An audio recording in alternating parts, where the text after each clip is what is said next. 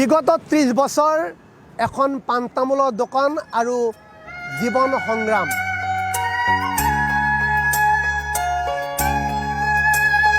চৰকাৰৰ অৰ্থাৎ বিজেপিৰ কাৰ্যালয়ৰ সন্মুখত এখন দোকান ৰাখিছে। এপানে সদায় মন্ত্ৰী বিধায়ক তেওঁলোক অহা যোৱা কৰে। আপুনি এনেকুৱা মন নাজানে, কাৰোবাক ক'বৰ ইচ্ছা জানে কিবা? একো ক'ব মন নাযায়। কষ্ট পাইছোঁ, নাপোৱা নহয়। এইবিলাক কৈ লাভ নাই, মতাও এৰি দিলোঁ। অৰুণোদয় আঁচনি পাইছিল? একো নাই, বৃদ্ধ পেঞ্চন একোৱে নাই মোৰ।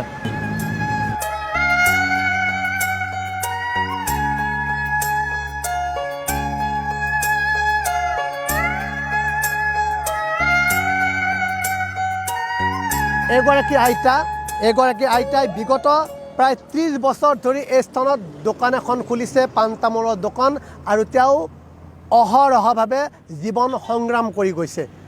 আৰু প্ৰতিঘাত চৰকাৰৰ ফালৰ পৰা কিন্তু কোনো ধৰণৰ আঁচনি পাবলৈ সক্ষম নহ'ল। অৰুণোদয় আঁচনি পাবলৈ সক্ষম নহ'ল, চৰকাৰৰ ঘৰৰ পৰা বৃদ্ধ পেঞ্চন পাবলৈ সক্ষম নহ'ল। বিগত 30 বছৰ এই স্থানতে এখন দোকান অৰ্থাৎ পাণ তামোলৰ দোকান দি জীৱন নিৰ্বাহ কৰিলে। যিটো সময়ছোৱাত বেলতলাত নিৰ্মাণ হোৱা নাছিল বিজেপিৰ কাৰ্যালয়টো, তাৰে বহু বছৰ আগৰ পৰা এই স্থানত এখন দোকান খুলি ৰাখিছিল এগৰাকী আইতা। আৰু আইতাগৰাকীৰ আমি মনৰ কিছু ভাষ্য ল'বলৈ চেষ্টা অব্যাহত ৰাখিম। আপুনি বহুত সংগ্ৰাম কৰিছে, বহুত ঘাত প্ৰতিঘাতৰ মাজত এই স্থানত এখন পাণ দোকান খুলি ৰাখিছে। চৰকাৰৰ ফালৰ পৰা কিন্তু কোনো ধৰণৰ আঁচনি আজিলৈকে পাবলৈ সক্ষম নহ'ল। কিমান বছৰ ধৰি এই স্থানত দোকান খুলিছে আপুনি? 30 বছৰ ধৰি আছোঁ মই ইয়াত। 30 বছৰ। চৰকাৰৰ ফালৰ পৰা কিবা আঁচনি পাইছে? একো পোৱা নাই। অৰুণোদয় আঁচনি পাইছিল? একো নাই, বৃদ্ধ পেঞ্চন একোৱে নাই মোৰ। কিহৰ কাৰণে এই স্থানত দোকান দিব লগা হ'ল? এইটো মতা এৰি দিলোঁ, তাৰপিছত আৰু দোকান দি খালোঁ আৰু। বহু কষ্ট হয় ন? কষ্ট পাইছোঁ, নাপোৱা নহয়। এইবিলাক কৈ লাভ নাই। মতাও এৰি দিলোঁ, দুখ পাইছোঁ আৰু। কিমান বছৰ আগতে আপুনি এৰি দিছিলে?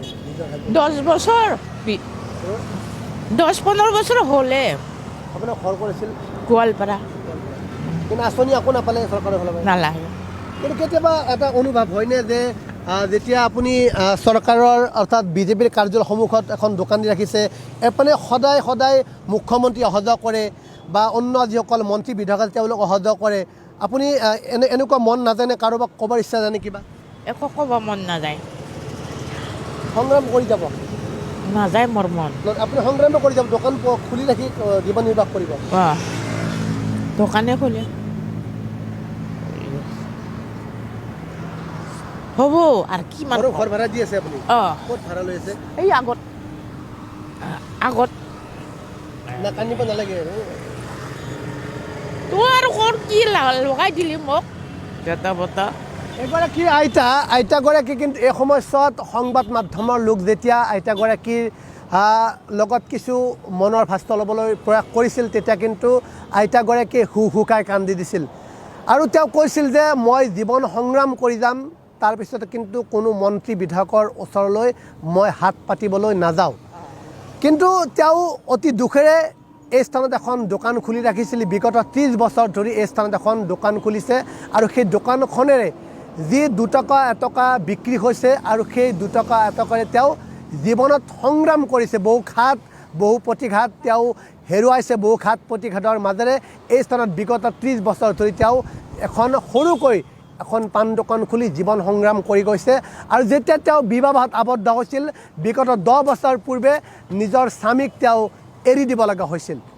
আৰু নিজৰ স্বামীক যেতিয়া এৰি দিব লগা হৈছিল, আৰু তেওঁ বহু কষ্টেৰে এই স্থানত এখন দোকান খুলি ৰাখিছিল। দেৱৰীষে দেখুৱাব। আৰু যেতিয়া আমি এইগৰাকী আইতাৰ মনৰ কিছু ভাষ্য ল'বলৈ প্ৰয়াস কৰিছিলোঁ, তেতিয়া কিন্তু আইতাগৰাকীয়ে হুকাই কান্দি দিছিল।